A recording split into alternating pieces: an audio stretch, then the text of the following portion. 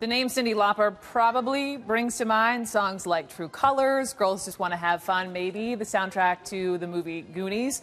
Blues wouldn't exactly be the first genre where you might place her, but today's Music Monday shows a different side of Cyndi with the release of her new album, Memphis Blues. All right. 1, 2, 3. I'm just your fool. Can't help myself. I love you, baby, and no one else.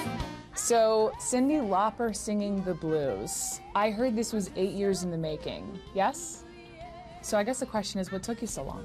Really, my first job as a singer, a lead singer, was singing the blues. Take your mask.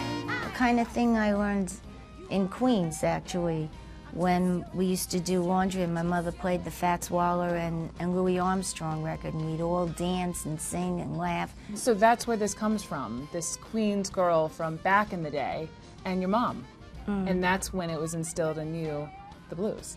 But it was joyful. It was never sad.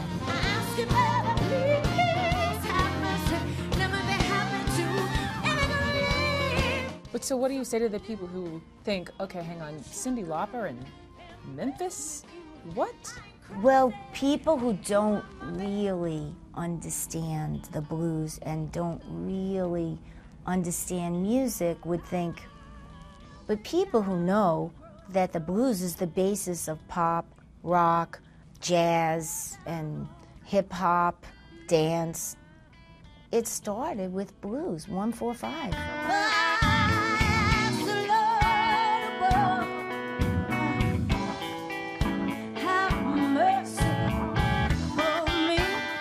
Do you play anything on Memphis Blues? I play dulcimer. I needed to do something on this one song, so I said, oh, let me just play dulcimer, it'll be like that. And it worked, and everybody's like, yeah, I like that. How many instruments do you play, Cyndi Lauper? I don't really play anything, I just pick stuff up. You have such a unique voice. When did you first discover it?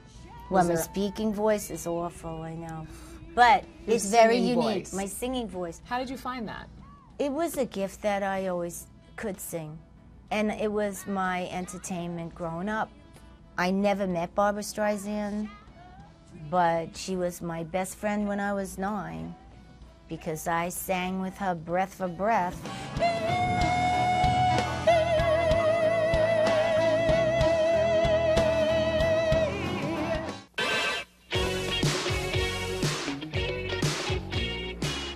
Personally, you were like the soundtrack of my youth, and I'm sure so many people come to you and they say that. I mean, you're iconic, you're legendary.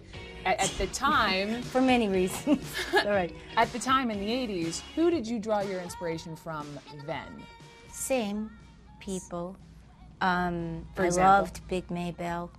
I spent many hours singing with her in my one-room apartment and dancing wildly, and Marvin Gaye and John Lennon and the Beatles and Joan Armatrading and you know, all the rockabilly stuff that was coming out, the Police. There was so much great music then. If you could share the stage with anyone of like a newer artist, who would you want to collaborate with? Who would be the Cyndi Lauper dream collaboration? Oh, my dream is to create artist community where everybody collaborates. I love that. I would collaborate with just about any kind of music because I think it's all connected. How many years have you been at this? Has it been 30? It's most of my life. How do you have the energy still to go out there and do this? I think the music is the energy. I really love the music. You want to make music that lives. I focus on things that are catchy and have heart. So, you know, you want things that make you laugh and make you think and cry. Cyndi Lauper, thank you. By the way, as always, take a look at our blog. You can catch the entire interview again. If you missed it, pass it along to your friends. Watch it again, cnn.com/Brooke.